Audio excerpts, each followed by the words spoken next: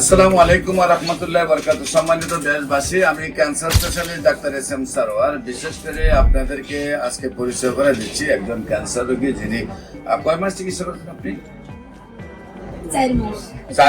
4 মাস চিকিৎসা হয়েছে এবং নিজেকে আল্লাহর রসের সম্মতে উনি খুব মানে অল সাইড উনি সুস্থ মনে করছেন। আমরা ওনাকে দেখাই আপনাকে, উনি অ্যালোপ্যাথিক চিকিৎসায় ওনার এই যে অবস্থাটা এখান থেকে ধরে এখানে হয়ে এই জায়গা পর্যন্ত ওনার অপারেশন হয়েছে। এই জায়গা নিয়ে সে পচন ছিল টোটাল অবস্থানটা। এখনো আপনার এই কালচারটা বোঝা যাচ্ছে, আপনারা ক্যামেরাটা ধরলে বুঝতে পারবেন যে ওনার কি অবস্থাটা ছিল। আপনি কি এখন খুব সুস্থ মনে করেন আপনাকে?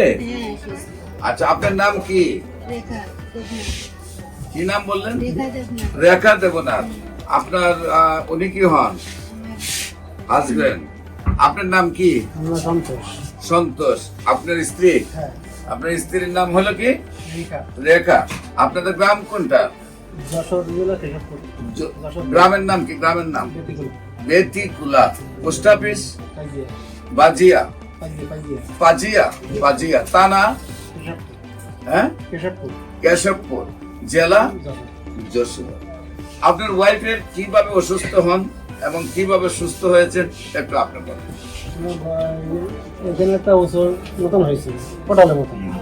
পরীক্ষা করে দেখা গেল ওটা ক্যান্সার। কোন রাত্রে পরীক্ষা করি ক্যান্সারের কী হবে, তো এখন করে ঢাকায় নিয়ে যাচ্ছি মহাকালী ক্যান্সার হাসপাতাল।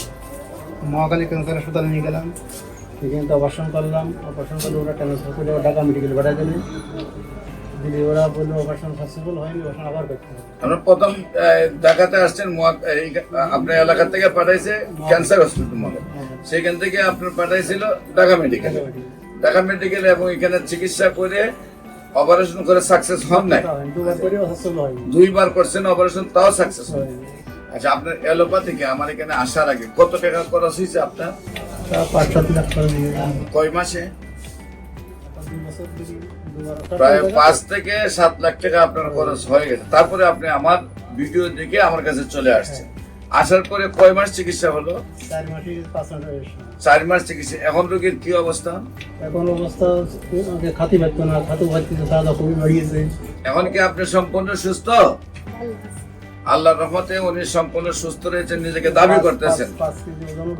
5 কেজি ওজন আগের চেয়ে বেড়েছে, নিজেকে সুস্থ। আমরা ইনশাল্লাহ আজকে ওষুধ দিচ্ছি, দোয়া করবো আমরা আল্লাহ যেন বাঘের মতো শক্তি দান করেন এই ওষুধের দ্বারা।